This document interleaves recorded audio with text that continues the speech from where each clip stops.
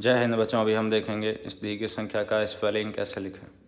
बहुत अच्छा वीडियो होने वाला है, तो इस वीडियो को पूरा देखें। ऐसा ट्रिक कि आप इसको ज़िंदगी भर नहीं भूलेंगे। तो जैसे याद कीजिए अपना 1000 का आप कैसे लिखते हैं, ऐसे लिखते हैं सर 1 और इसके साथ 3 टाइम्स 0 यानी 1000। तो राइट हैंड साइड से 1 2 3 टाइम्स 0 यानी 1000 THOUSAND। आगे कितना रहे 9 0 यानी 90 यानी आपका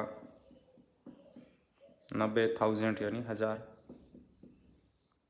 अब यदि इसको आप भारतीय सिस्टम से पढ़ते हैं तो कैसे पढ़ते हैं, ऐसे पढ़ते हैं, वो भी समझना जरूरी।